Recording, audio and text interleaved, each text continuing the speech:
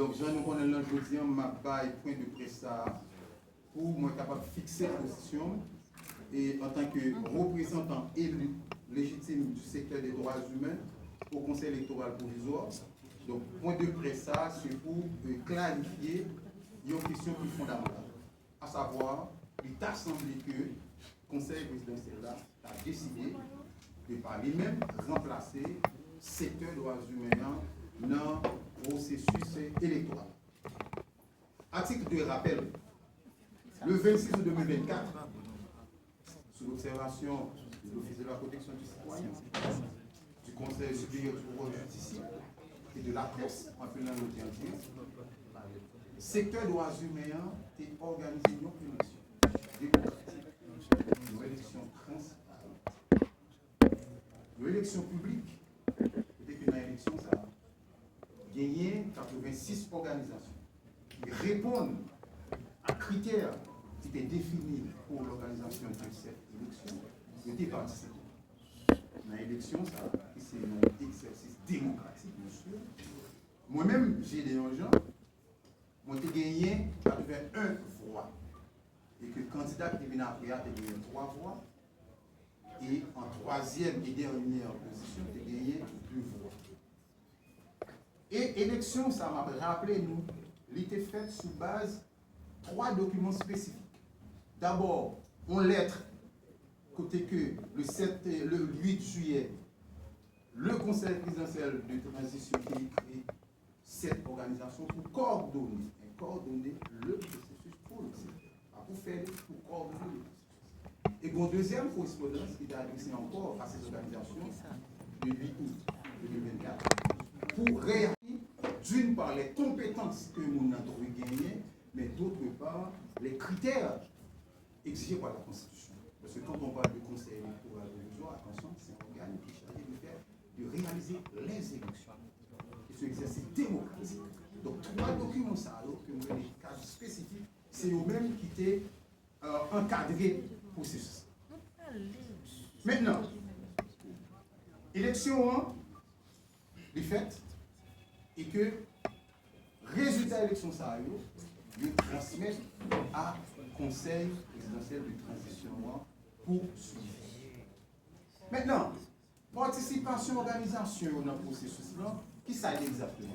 C'est un droit démocratique. Son acquis démocratique. En ce sens que c'est la Constitution qui dit que voici les 9 secteurs qui doivent former Conseil électoral. Ce n'est pas seulement la Constitution. C'est aussi le droit international des droits de l'homme. Parce qu'il y a la Déclaration universelle des droits de l'homme, par exemple l'article 21, qui consacre le droit de participer aux affaires publiques. Et même article ça, lui, reprend par les récipients internationaux de protection des droits de l'homme, à savoir, par exemple, le pacte international sur rapportant aux droits civils et politiques, ainsi que la Convention américaine relative aux droits de l'homme. Mais à part de ces textes que nous considérons comme des instruments internationaux de protection des garanties des droits de l'homme, il y a les principes démocratiques. Parce que la démocratie repose sur la participation citoyenne. C'est citoyen qui c'est le pilier essentiel même de démocratie. Maintenant, nous avons constaté le 18 septembre 2024. Donc nous-mêmes, nous sommes dans l'observation, parce que il y a un ensemble d'organisations qui fait choix de nous, qui demandent nous pour nous représenter dans le processus-là.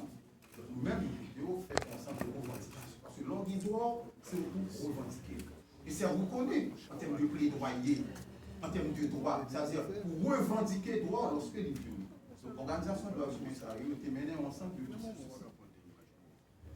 Le mercredi 4 décembre 2024, donc CPTA, le Conseil présidentiel de transition, et le gouvernement ont décidé, selon ça la presse rapporté, parce que ce n'est pas encore officiel, ils ont décidé de remplacer, de par eux-mêmes, décidé pour compter de force, remplacer le secteur droits humains par une dame qui s'appelle Magali Georges, qui sont figures connues de l'accord de Montana et qui sont syndicalistes. Moi-même, comme juriste, comme représentant du secteur droits humains, moi je dis si ça vrai, si c'est vrai, mon précédent malheureux qui créé, et là qui va hypothéquer tout le processus. Et je vais faire la considération que voici. Un monde qui t'a accepté et que bon secteur qui font élection, et puis, on est, des trois mondes d'Arelo, comme ça auparavant, et puis on t'a dit comme ça, voilà, on t'a dit, tu t'acceptes qu'on va aller comme ça, on va quitter nous-mêmes, faire une discussion, on va parler en conclusion, c'est même faire conclusion. Si le conseil électoral chargé d'organiser les élections générales, le référendum, qui pourrait permettre que les citoyens capables d'exercer ce droit démocratique, à savoir choisir ses représentants, choisir ses gouvernants, le citoyen, c'est-à-dire le monde qui est là pour agir pour lui-même, parce que nous ne sommes pas en démocratie directe. Et puis, lorsque le citoyen, ça lui-même, il peut choisir le représentant qui ça va passer. C'est la première question qu'on doit se poser. Est-ce que pour nous accepte comme ça, c'est la deuxième question, ou bien encore deuxième considération pour nous faire ça, si le conseil présidentiel prend une telle décision, si, parce que je n'ai pas encore vu l'arrêté, c'est après. Donc, de manière consciente et inconsciente, la transition lit déjà soulevé de grandes préoccupations. Le droit de transition, pas oublier que nous sommes dans une période exceptionnelle. C'est-à-dire que, par les présidents publics, mais pour un processus qui était venu conjointement, pour arriver à sortir le pays de l'impasse de cette crise dans la grande crise post-96. Donc, CPT qui a un mandat pour mener transition conformément à l'accord du 3 avril, y compris la Constitution, parce que même que nous sommes dans une période exceptionnelle, mais en matière de gouvernance publique, en matière de gouvernance tout court, on se fait toujours à la Constitution, parce qu'il s'agit d'agir, il est question d'agir pour le compte de la cité, pour le compte de chaque citoyen, pour votre compte, chacun de vous. Donc, c'est peut-être ça qui mandaté pour mener une transition. Si c'est vrai, là, on a un problème. Donc déjà, nous avons sa capacité. Ça veut dire que l'exercice que les citoyens peuvent faire, vote, ça arrive à l'exercer à eux-mêmes, parce que c'est à travers ce vote, ce acte, ce droit que vous choisissez vos représentants. Donc si c'est peut-être arrive à interférer, font bagarre comme ça, de force de vos moyens. Donc là, déjà, nous voyons que quel type d'élection que vous gardez.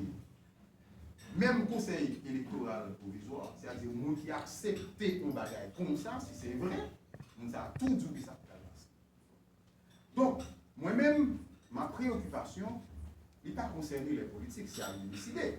Parce que lorsqu'on va faire les élections, les partis politiques va dire pour nous, vous voulez les candidats, c'est surtout l'approche institutionnelle. Donc c'est à eux de décider, est-ce que c'est un bon choix, est-ce que c'est un comportement acceptable ou pas, est-ce que c'est démocratique. Mais moi-même, en tant que général défenseur des droits de l'homme, c'est le citoyen qui m'intéresse.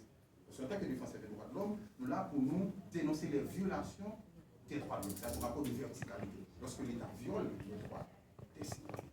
Donc, citoyen, aujourd'hui, il faut commencer par revendiquer son droit, de participer à un processus qui est transparent, qui est démocratique, qui répond à notre démocratique. Les organisations de droits humains qui exercent les droits démocratiques, Jean Constitution dit là, Jean instruments internationaux relatifs aux droits de l'homme que moi évoqué ou dit là, si vous acceptez ton bagage comme ça, vous ne pouvez pas accepter le tout, c'est dit que vous ne pouvez pas reconnaître comme institution même. Donc je crois que vous ne pouvez pas accepter ça, parce qu'en matière de démocratie, vous devez avoir une possibilité pour revendiquer droit, l'esprit droit au viol. Et chaque citoyen doit être préoccupé pour une telle situation. Parce que lorsque nous avons un processus et que nous avons conçu la démocratie, mais c'est le comportement qui va déterminer qui gens gouvernants, qui gens dirigeants ou pas. Donc chaque monde a une responsabilité. Non, ça, d'abord le CPT qui a le mandat, la mission de mener, de diriger la transition, conformément à l'accord du 3 avril, mais de manière plus large, conformément au principe démocratique. Il y a Mme Magali Georges qui a accepté ton bagage comme ça de l'accord du Mondana. Nous avons quitté nos tirs de conclusion par nous. Les organisations de droits humains, c'est qu'on fait avec nous ces droits que vous gagnez. Parce que c'est l'organisation, il ne faut pas oublier que le droit ça, il est reconnu, il est consacré par la Constitution. Ce n'est pas un monde qui décide qui l'organisation.